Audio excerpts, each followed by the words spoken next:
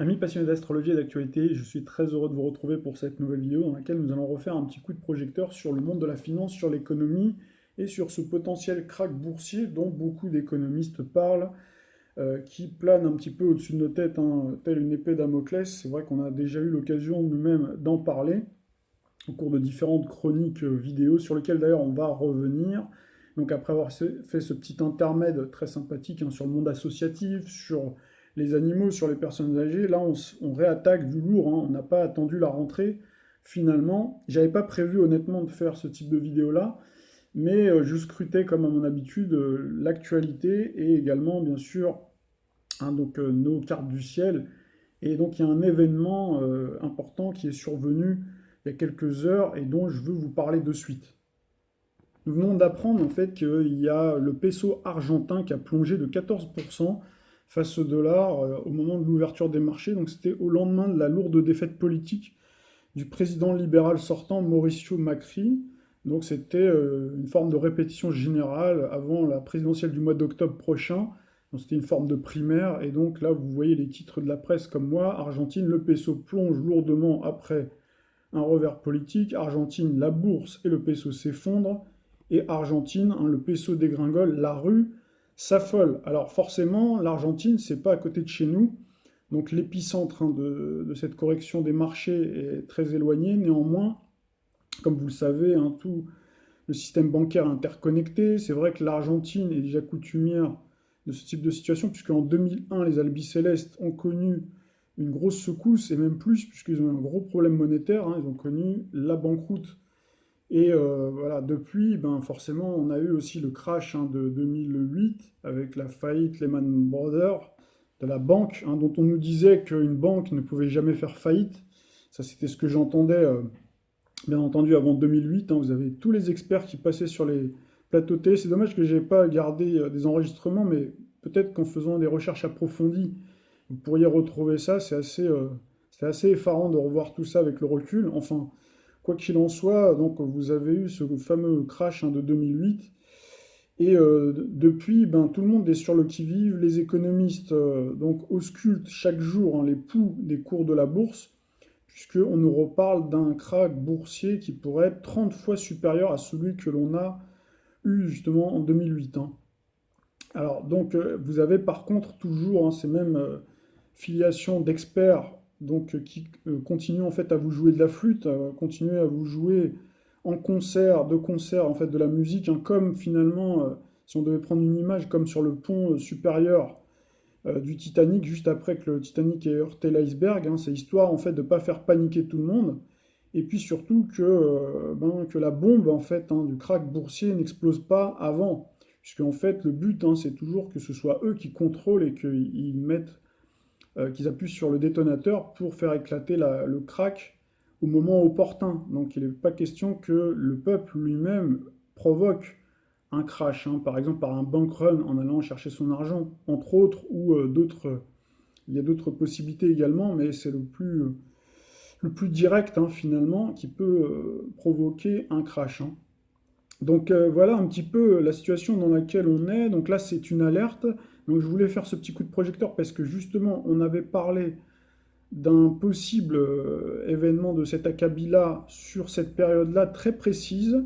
Donc je vais vous montrer, pour les personnes qui nous rejoignent, qui nous font l'amitié de nous rejoindre, et je les salue au passage. Donc ils n'ont peut-être pas vu la chronique financière que l'on avait faite, ou en tout cas les deux qu'on avait faites, une sur l'euro. Donc on avait parlé de la sortie de l'euro, voilà, potentielle, hein. On s'était lancé dans des pronostics aussi en termes de date. Si vous vous souvenez, on n'avait pas vu juste sur la sortie de l'euro, c'est-à-dire que l'euro, donc, comme vous pouvez le constater, est toujours a toujours cours, hein, donc, en Europe. Mais par contre, on a bien l'Italie, hein, où ça va très mal, hein, où ils préparent leur sortie en fait en catimini, hein. Donc ça, c'est déjà une première chose. Et vous avez par contre aussi les Allemands, hein, puisqu'on a parlé également de la Deutsche Bank ces derniers temps. Et nous, on avait anticipé en parlant justement de l'Italie et de l'Allemagne au cours de notre chronique vidéo. Donc c'était juste avant la Coupe du Monde 2018, hein. Donc là, vous pouvez retrouver la vidéo, je vais vous montrer la bannière. Et puis on en avait fait une autre où justement on reprenait donc les prévisions que l'on avait faites en termes de date, puisqu'on avait annoncé une probable sortie de la zone euro, la monnaie euro, donc sur le mois d'octobre, le 10 octobre 2018. Finalement, ça n'a pas eu lieu, mais par contre, on a bien eu une correction des marchés le jour même. Et là, à nouveau, alors à chaque fois, moi, je jette toujours un petit coup d'œil donc sur les différentes dates. Alors, je ne fais pas à chaque fois des chroniques, mais là, je me suis dit, tiens, c'est l'occasion d'en refaire une pour faire une piqûre de rappel. Et donc là, par contre, on a bien eu une correction des marchés. Alors, vous voyez que l'incendie, il est localisé, bien sûr, hein. C'est-à-dire que là, pour le moment, à chaque fois, c'est des petites corrections, mais ça nous laisse penser que finalement, les significateurs, toute la matrice qu'on avait mis en place, finalement, avec les éléments célestes qui sont dans une certaine posture.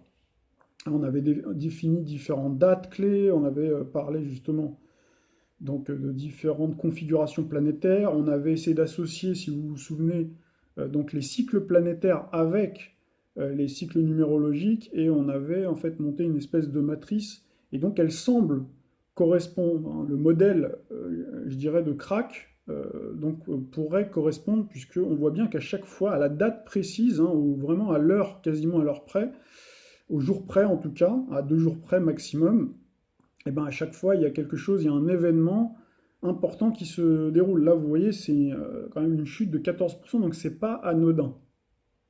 Voilà, donc nous sommes sur donc la chaîne, sur la vidéo, la quatrième partie, les grands cycles astrologiques et numérologiques des cracks boursiers, partie 4. Et donc là, vous avez, donc j'ai fait un arrêt, c'est vraiment tout à la fin. Donc c'est vrai que les vidéos durent longtemps, hein, ça c'est sûr que il faut vraiment se les farcir, hein. Je veux bien vous croire que ça ne doit pas être évident. Et donc vous voyez bien, donc 13 août 2019, 33. Donc voilà, Lune, fin Capricorne, qui s'apprête à entrer en Verseau. Et donc on est bien le 13 août. Donc ça correspond, donc là vous pourrez vous y fier et vous-même, hein, faire l'expérience, jeter un coup d'œil à chaque fois sur les dates que l'on a lancées. Est-ce qu'à chaque fois dans le monde il y a des corrections de marché importantes?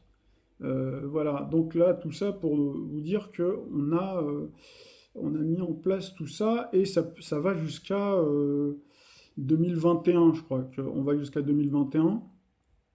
Et même j'ai continué moi un petit peu après, mais vraisemblablement donc le prochain crack, hein, normalement, pourrait avoir lieu plutôt sur ces dates-là, plutôt avec le retour de Jupiter en Capricorne et probablement le transit, hein, de Saturne en Verseau, avec le cycle, hein, le retour du cycle Saturne-Uranus. Saturne-Uranus en dissonance, c'est-à-dire Saturne en Verseau et Uranus en Taureau, puisqu'on a eu au moment de la crise de 2008, hein, du 15 septembre, au moment de la chute de Lehman Brothers, effectivement, on a bien eu Saturne en Vierge avec Uranus qui était vraiment donc dans le signe du Poisson.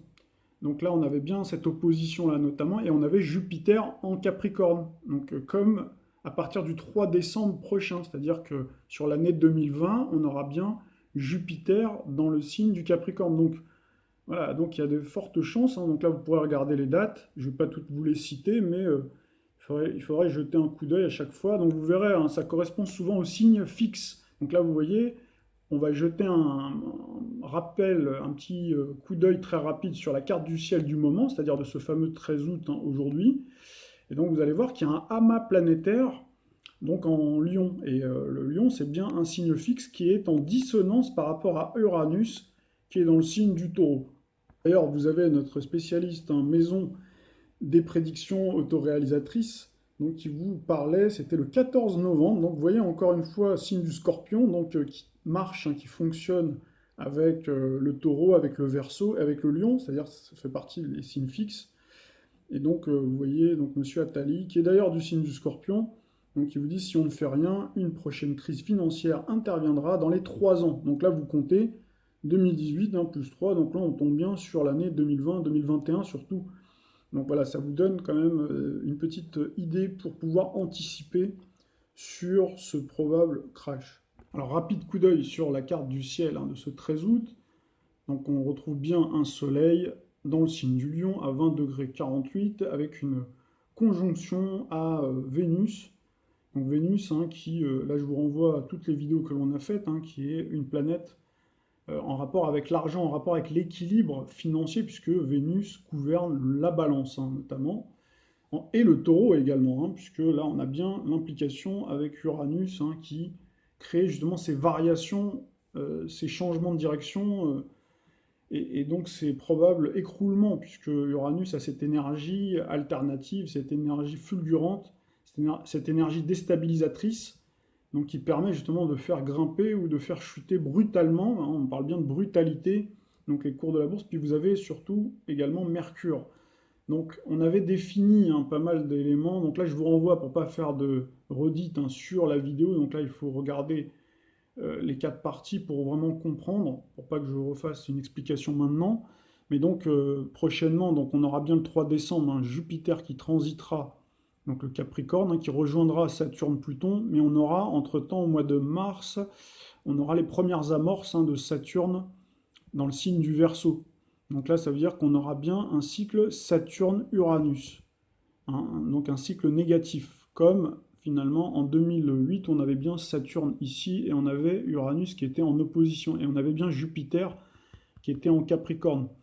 Donc c'est probablement à ce moment-là, donc certainement 2020-2021. Donc là, il faudrait regarder, puisque là j'ai donné également toutes les dates. Donc là, vous regarderez par vous-même et vous verrez que toutes les dates probables, hein, là on avait vraiment fait le tir groupé avec également les éléments, les correspondances, hein, sur le plan numérologique. Donc a priori, vous voyez que ça correspond puisqu'on est bien le 13 août et donc on a bien eu cette correction des marchés. Bonjour à vous tous. Alors parfois, on perd un petit peu certaines personnes lorsqu'on parle des manigances occultistes de nos élites. On s'éloigne trop du concret, entre guillemets, selon certains. Mais aujourd'hui, on va être très concret sur un sujet très terre à terre, l'argent, la dette. Ça vous concerne tous. On va voir les choses sous un angle nouveau. La prochaine crise est programmée. Et il pourrait bien y avoir une grande remise à zéro. Je vais vous expliquer tout ça. Mon but, c'est pas de créer en vous une peur irrationnelle. Mon but, c'est de vous expliquer les choses maintenant pour que vous puissiez vous préparer avant qu'il y ait une tempête. Si mon ton est un peu alarmiste, c'est justement pour vous alarmer et pour que vous agissiez, pas pour que vous vous recroquevilliez sur vous-même, évidemment. Donc, pourquoi, à votre avis, croyez-vous que nos plus grands patrons d'industrie s'endettent de façon folle? Il y a plein d'exemples qui me viennent en tête, mais un des meilleurs, c'est Patrick Drahi, qui était relativement inconnu jusqu'à ce qu'il rachète SFR. Aujourd'hui, il possède la plupart des télécoms en Israël, et c'est quelqu'un de très puissant également en France. On dit que c'est l'homme à la dette de 45 milliards d'euros. Évidemment, pas directement des dettes personnelles, hein, ça concerne ses sociétés. Mais pourquoi croyez-vous, et il y a plein de capitaines d'industrie qui sont comme lui, est-ce que vous croyez qu'ils sont complètement fous, qu'ils ont pété un câble, etc. Par exemple, Drahi rachète à tour de bras, il paraît, des rues entières dans une ville suisse, je crois que c'est Zermatt. Est-ce que c'est un comportement hystérique ou réfléchi? Moi, je pense qu'il faut toujours regarder ce que font les riches. Par exemple, ils savent que la nourriture industrielle est à moitié empoisonnée. Et bah, regardez leur ville là, ils ont très souvent d'immenses potagers dans leur jardin. S'ils achètent de l'immobilier, c'est peut-être uniquement nos économies en numéraire qui sont visées, qui sont à risque. C'est pour ça, à mon avis, que beaucoup de riches se mettent à avoir un comportement de nouveaux riches, entre guillemets. C'est-à-dire, avant, il y avait la richesse discrète. Maintenant, ils achètent à tour de bras, un petit peu. Pourquoi? Parce qu'ils savent. Ils savent que l'argent doit maintenant être dépensé parce qu'il ne vaudra plus rien. À mon avis, seuls les biens mobiliers et immobiliers vaudront quelque chose.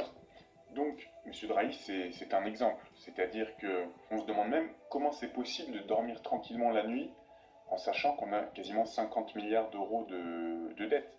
Et puis, on ne peut pas dire que le groupe SFR se porte bien. Comment on peut être aussi serein? Ben, J'y réfléchi, je me suis dit, il n'y a qu'une seule raison. Ils savent qu'à un certain niveau, les dettes seront annulées et que, en fait, c'est un Monopoly géant. Quand vous jouez au Monopoly, en fait, vous comprenez assez vite que le meilleur moyen de dégager rapidement, en fait, une croissance de votre argent, c'est de s'endetter pour acheter. Enfin, il y a aussi, je ne sais plus, l'autre jeu qui s'appelle La Bonne Affaire, là, je ne sais plus. Mais en gros, si dans le jeu on autorise l'endettement, eh bien, celui qui va gagner, c'est celui qui achète dès qu'il peut et qui ensuite il met des maisons ou des hôtels sur ses rues. Et puis là, ça douille, quoi. Paradoxalement, c'est celui qui s'endette le plus vite, qui va s'enrichir le plus rapidement aussi. Donc c'est pour ça qu'ils sont tous dans ce système actuellement. C'est un monopoly géant. Donc, pour en venir aux choses concrètes, on va bientôt entrer, à mon avis, dans un temps de turbulence. Ce qu'il faut savoir, c'est que quelques escrocs, des bandits, pourraient profiter de la situation pour faire main basse sur nos comptes.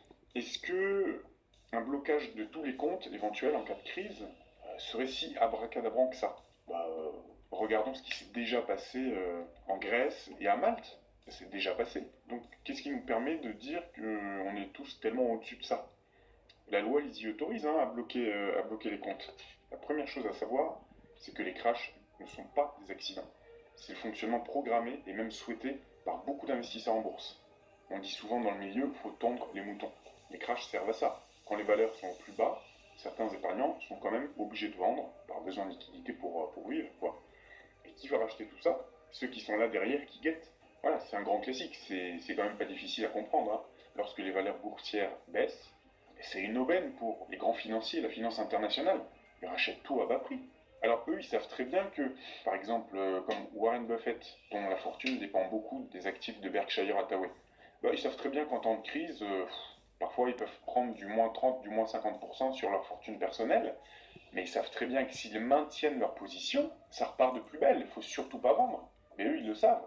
Et puis, est-ce que vous croyez qu'en général, c'est les Microsoft, enfin les grosses sociétés, Amazon, Apple, tout ça, qui prennent vraiment du plomb dans l'aile quand il y a une crise? Non, ils attendent que le vent passe. Ceux qui prennent cher, en revanche, c'est toutes les PME ou les mid-cap qui, elles, se font racheter en temps de crise à tour de bras par les plus gros. Et après, les plus gros, en fait, atteignent la taille critique. Donc ensuite, c'est des trusts gigantesques. C'est-à-dire qu'ensuite, c'est des grandes banques, par exemple, qui rachètent tout ça. Il y a un exemple, hein, par exemple, avec les nouveaux puits de pétrole qui avaient été créés dans les années 2005-2010, avec ce système le pétrole qui est cherché dans le sol argileux, là, je ne me souviens plus comment ça s'appelle, aux États-Unis, au Canada. À mon avis, les financiers, ils finançaient tout ça en masse. JP Morgan, tout ça, ils finançaient tous ces nouveaux puits de pétrole, parfois des indépendants, etc., des petits, entre guillemets. Et on se disait, c'est bizarre parce que les banques savent très bien que ça sera jamais rentable quasiment. Enfin, même à 140 dollars le baril, c'était pas rentable. Donc, ils avaient quelque chose en tête. Et qu'est-ce qui s'est passé en fait? Ils n'ont pas disparu tous ces puits de pétrole. Depuis, le pétrole a chuté, bon, a un petit peu remonté. Il a chuté jusqu'à 23 dollars le baril, et puis il a un peu remonté depuis. Est-ce que ça n'a pas été organisé ça? Parce qu'en fait, ce qui a été fait entre-temps, c'est que tous ces puits de pétrole indépendants ont été quasiment tous rachetés par les puissants, les grosses compagnies et les grosses banques. Ils ont été rachetés à bon prix. Et résultat, en ce moment, depuis quelques années, là, les États-Unis, ils pompent à fond, hein, tout le pétrole du sol. Là, on atteint des niveaux records. Donc voilà, et pourquoi pas se demander que les choses sont prévues, quoi. C'est vraiment pas compliqué. Quand vous avez un petit peu d'argent, que vous savez comment ça fonctionne, vous attendez que tout baisse, vous rachetez tout. Voilà, c'est pas compliqué. Alors on va citer Guillaume Maujean, éditorialiste aux Échos. Ça fait des mois que les marchés sont en apesanteur, que les hausses succèdent aux hausses, que les valorisations grimpent toujours plus, que les facteurs négatifs sont relégués au second plan. Ce temps-là est révolu. On a Loïc Ferry, aussi PDG d'un fonds d'investissement. Vous évoquiez un risque de marché similaire au crash de 1987. Qu'est-ce qui vous rend pessimiste? Surtout l'évolution inquiétante de paramètres techniques importants. Baisse de la volatilité, baisse de la liquidité. Et aussi un changement. En cas de panique, les banques ne seront plus là pour absorber en partie le choc. La probabilité d'une correction est forte, même s'il est toujours difficile de se prononcer sur un timing exact. Nicolas Barré, en 2017, directeur du journal économique Les Échos. Il cite l'auteur du rapport du FMI. Alors que l'eau semble calme, les problèmes s'accumulent sous la surface. Le FMI prévient, si rien ne change, nous allons revivre la crise de 2008. Le FMI prévient, faut le faire quand même. Selon Pierre Larouturou, la crise de 1929 était une deuxième crise. Il y avait une crise en 1920-21. Selon certains économistes, la première crise était en 2008 et la deuxième serait la prochaine. Le FMI a redit que le risque d'une nouvelle crise financière est colossal. Le niveau de dette a augmenté 4 fois plus vite que le PIB aux États-Unis. En Chine, pour éviter une récession violente, il a fallu mettre 44% du PIB sur la table. Stiglitz dit que depuis 2008, on s'est contenté de déplacer les fauteuils sur le pont du Titanic. Les deux moteurs de l'économie mondiale, les États-Unis et la Chine, peuvent exploser n'importe quand. Le système, c'est plus qu'un immense château de cartes. Tout tient mais à très peu de choses. Le moindre accident peut dégénérer. Comme le monde est désormais entièrement globalisé et relié à la seconde près, n'importe quel choc peut se propager d'un bout à l'autre de la planète en quelques minutes. Il faut savoir aussi que 70% des banques sont en faillite virtuelle. Je vais y revenir plus tard. Alors qu'est-ce qui pourrait résulter de tout ça? Peut-être pas une spoliation totale de notre argent, mais au moins un très gros hold-up. Alors quelles sont les bulles qui menacent d'éclater? On peut citer la bulle boursière, la bulle obligataire, la bulle hypothécaire, la bulle des prêts des entreprises, la bulle de l'immobilier. Et rien qu'aux États-Unis, la bulle des cartes de crédit, la bulle des prêts étudiants, la bulle des prêts automobiles, la bulle de la dette fédérale, la bulle des crédits aux ménages. Et c'est le monde entier qui est plein de bulles. Il y a une bulle des dettes souveraines partout, et une bulle des prêts d'entreprise partout, et une bulle des crédits aux particuliers et aux ménages partout. Et une bulle qui éclate, c'est un crash, une crise et une récession économique. Donc chômage, impôts, austérité, réduction de crédit, bref, moins d'argent pour tout le monde, y compris pour l'État qui entretient moins ses services. Donc tout qui se dégrade, routes, éducation, sécurité, hôpitaux. Bon, on l'a vu ces dernières années, depuis 2008 déjà. Mais le risque cette fois, c'est qu'il y a plusieurs bulles qui peuvent éclater dans la même période, ou successivement. Quand il n'y en a qu'une, le monde a le temps de souffler et de se relever. Et plusieurs, je vois pas comment le système pourrait s'en remettre. Alors pour votre info, aujourd'hui, une banque européenne standard, c'est 50 milliards de fonds propres, 1500 milliards d'actifs et 30 000 milliards de hors bilan. En gros, ça veut dire que la banque a 50 milliards de fonds propres d'argent à elle, 1500 milliards qu'elle gère sur les marchés, et 30 000 milliards avec lesquels elle fait à peu près n'importe quoi. La plupart des analystes aujourd'hui considèrent qu'il y a 10% de risque sur le hors bilan des banques. Donc sur 30 000 milliards de hors bilan, c'est 3 000 milliards de risques par banque. Vous pouvez multiplier ce risque par 15 ou 20 pour les plus grandes banques d'Europe. Alors entre parenthèses, on pense que les Allemands, c'est des sérieux gestionnaires, et que la Deutsche Bank, il n'y a pas de problème. Et la Deutsche Bank, c'est un des plus gros risques pour le monde entier. Et elle est considérée d'ailleurs par le FMI comme le plus important contributeur de risque systémique. Alors il faut voir de quel niveau de risque on parle déjà. Pour vous donner un exemple, lors de la dernière crise, la banque Lehman est tombée à cause de 146 milliards de dollars de produits dérivés pourris, les fameux subprimes. Devinez combien de dollars la Deutsche Bank a de ce genre de produits? 39 000 milliards. On a ce chiffre tiré du rapport de la Deutsche Bank en décembre 2017, OTC dérivative, 38 173 milliards de dollars. Est-ce que vous voyez la différence de risque? À titre indicatif, le budget annuel de l'Allemagne, c'est 320 milliards d'euros. D'accord? Alors est-ce qu'en France, on est à l'abri? La seule BNP compte pour presque 30 milliards de produits à risque. 200 fois ce qui a fait exploser la crise de 2008. Société Générale, 16 922 milliards. Crédit Agricole, 14 325 milliards. BPCE, 5 348 milliards. Au total, 59 420 milliards d'euros. Donc c'est Charles Gave qui dit qu'en Europe, 70% des banques sont en faillite virtuelle. Alors là où on dit souvent que les choses pourraient venir d'Italie, c'est que effectivement les montants sont pas énormes, mais il faut savoir que les créances sont vraiment pourries là-bas. Il y en a pour environ 220 milliards d'euros, mais c'est des créances définitivement pourries. Et l'incendie a déjà commencé. L'année dernière, 3 petites banques italiennes, entre guillemets, ont fait faillite. Le montant total de la faillite était de 23 milliards d'euros. Alors on peut toujours dire, mais en France, il y a un fonds de garantie. Ça, c'est la théorie. Mais il est de combien ce fonds? 3 milliards, c'est tout. 3 milliards. Vous voyez le problème?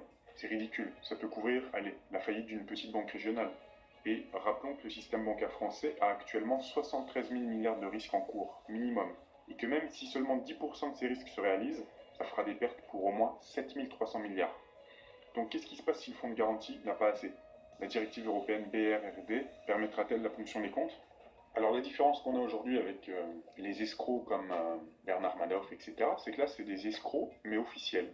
Le système entier ressemble à une chaîne de Ponzi. Les États-Unis ne rembourseront jamais les 22 000 milliards de dollars de dette. On sait très bien. Chaque année, ils ne font que rembourser en faisant un nouvel emprunt. Il faut savoir qu'en général, le capital dans ce genre de dette se rembourse sur du in fine, c'est-à-dire à la fin. Donc on peut dire que les États ne rembourseront jamais leurs dettes réellement. Comme dans toute escroquerie, il y a un perdant. C'est qui? C'est nous. Car en fait, les États ne font en réalité que verser des intérêts, mais avec quel argent? Celui de vos impôts. Madoff disait, je suis peut-être un escroc qui fait du Ponzi, mais le gouvernement l'est encore plus. Madoff, c'était 18 milliards. le gouvernement américain, c'est 22 000 milliards. Alors, c'est mathématique. À un moment, ça va s'effondrer. Ou alors, les États doivent faire quelque chose avant. Et ils ont peut-être ça en tête. Une grande remise à zéro. C'est un des plans secrets qui est étudié par nos classes dirigeantes. Alors, remettre à zéro, mais quoi? Les compteurs du système monétaire et financier. Quel est l'intérêt? Annuler les dettes. Car il y a des dettes qui sont impossibles à rembourser. Alors, dans le monde, la dette cumulée de tous les États se monte à environ 237 000 milliards de dollars. C'est tellement énorme que ça n'a plus de sens. Qu'est-ce que dirait Henri Verneuil qui avait fait le film 1000 milliards de dollars? Aujourd'hui, les échelles sont plus les mêmes. Alors les gros poissons, ils font semblant qu'ils rembourseront la dette, mais ils se contentent de payer les intérêts. Et quand il le faudra, ils remettront les compteurs à zéro. Donc, est-ce que les États se mettraient d'accord pour annuler toutes ces dettes? Oui. Mais les États doivent de l'argent aux banquiers. Mais ils ne peuvent plus rembourser. Donc, ils diront aux banquiers de se servir là où il y en a encore. Sur nos comptes. Alors, qu'est-ce qui nous permet de croire que ce scénario-là, il est sérieusement envisagé par les élites? Il y a 4 ans déjà, Christine Lagarde a prononcé en petit comité le terme de reset.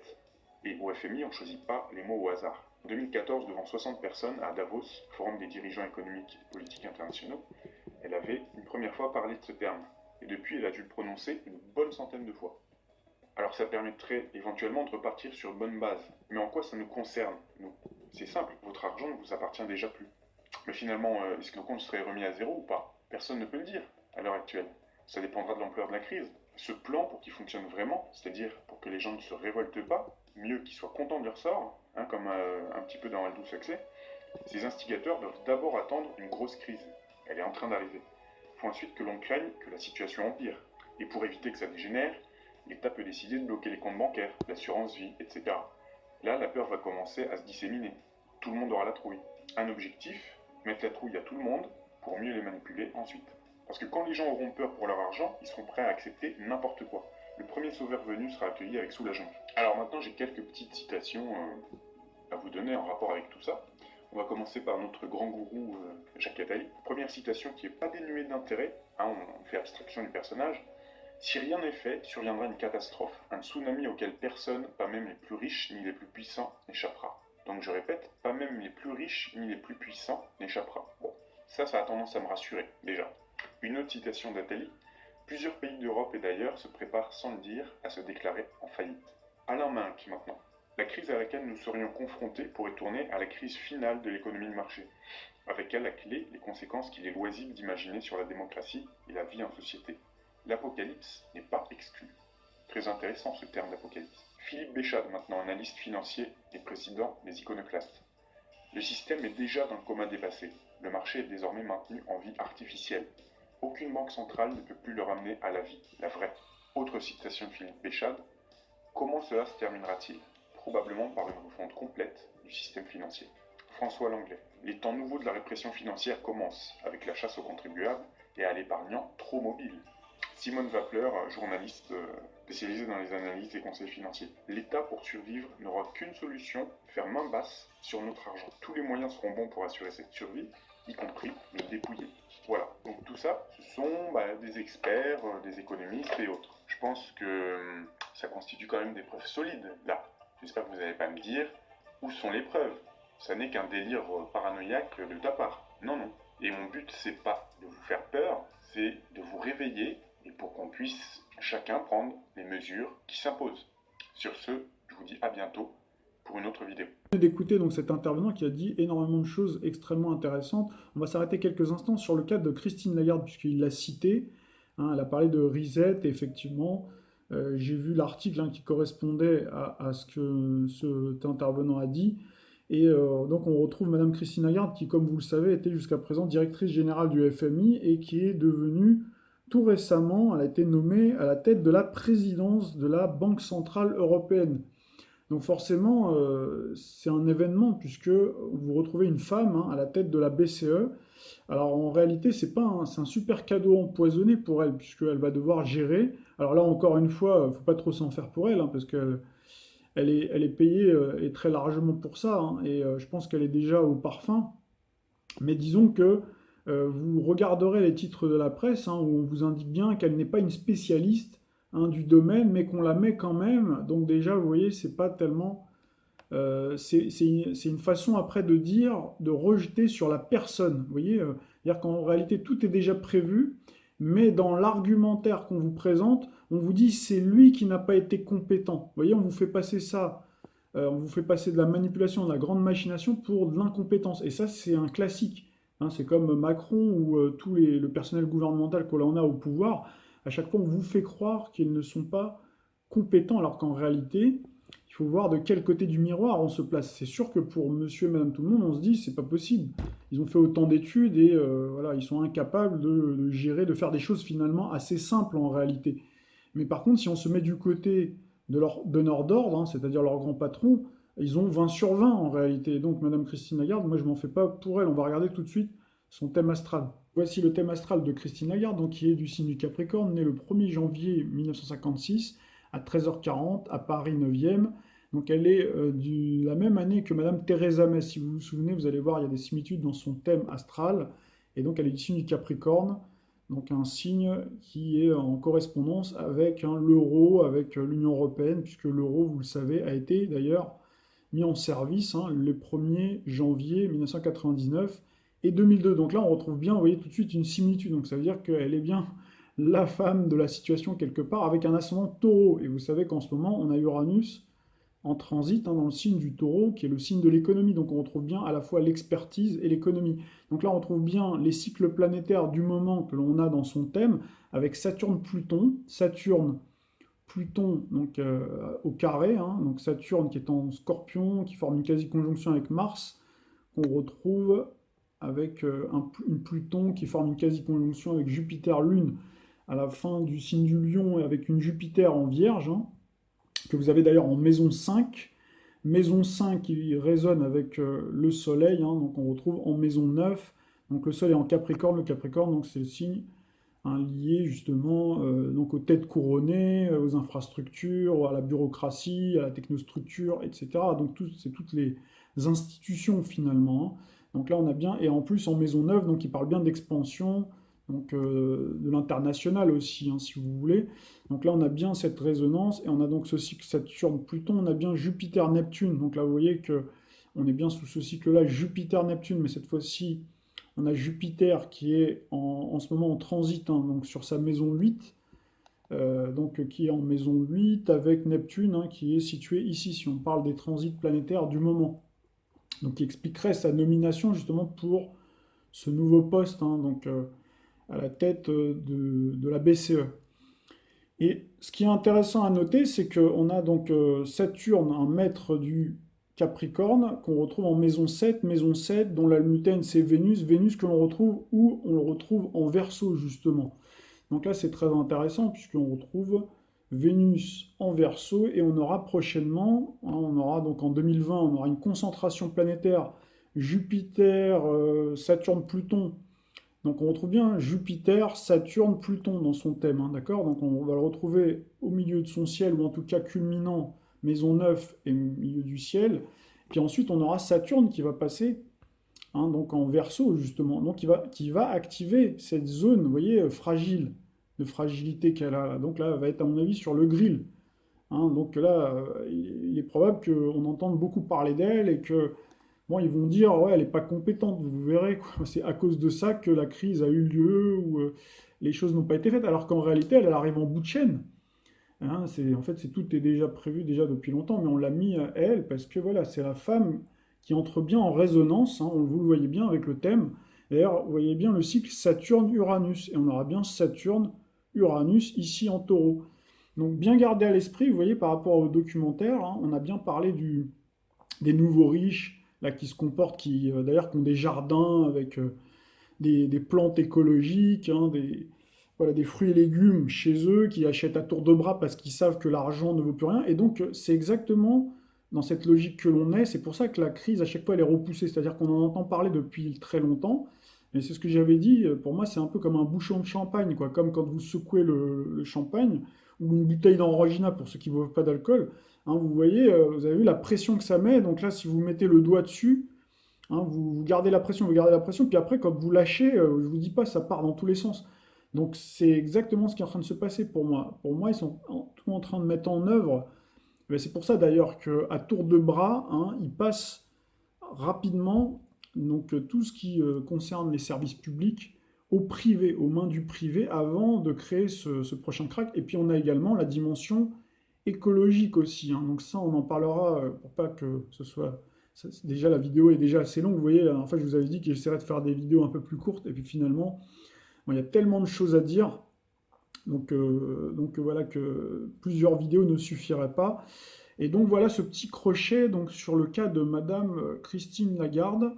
Donc pour terminer, je vous passe aussi une petite vidéo de Monsieur Philippe Béchat, puisqu'il l'a cité, et vous allez voir, c'est très intéressant, puisqu'il vous parle de l'immobilier. Et donc là, on a bien la dimension taureau. Taureau, hein, donc il y a ces deux dimensions, dimension de la nature, donc dont on parle beaucoup en ce moment, et sur lequel on reviendra, parce que c'est un gros volet. Vous allez voir la correspondance qu'il y a, et également l'immobilier, hein, c'est le signe du taureau. Donc là, je vous passe cette petite vidéo de Monsieur Béchade, et donc écoutez bien attentivement, et on aura l'occasion de, là encore une fois, d'approfondir un peu plus tard, et on verra donc les solutions proposées par l'intervenant que je vous ai diffusé, donc dans la deuxième partie de vidéo. C'est très intéressant parce qu'on a bien la correspondance, vous voyez, donc propriétaire d'immobilier, de biens immobiliers, de maisons, d'appartements, et vous avez l'intervenant donc, qui vous a parlé d'une main basse sur vos économies, sur les assurances vie, sur l'épargne. Et là, on a bien l'épargne, hein, le taureau qui thésaurise, qui met de côté de l'argent justement pour ses vieux jours, etc., hein. Donc voilà, je vous laisse écouter donc, cet économiste qui fait partie des iconoclastes.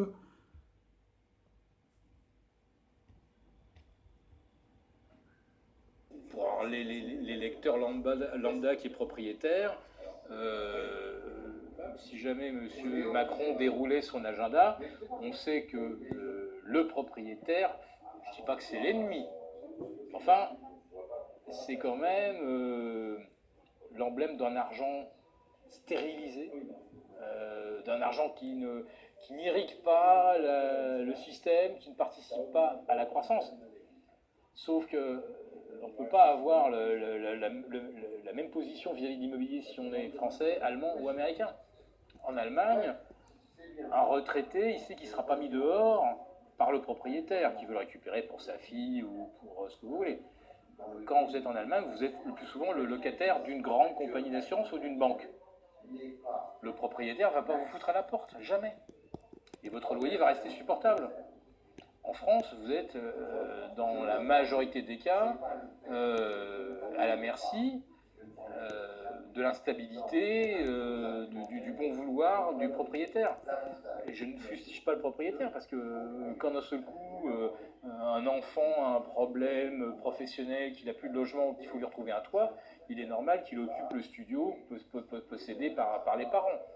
Mais pour le locataire, c'est évidemment une instabilité qui n'existe pas en Allemagne, donc il n'y a pas l'instabilité et il y a des loyers abordables. En France, c'est le contraire.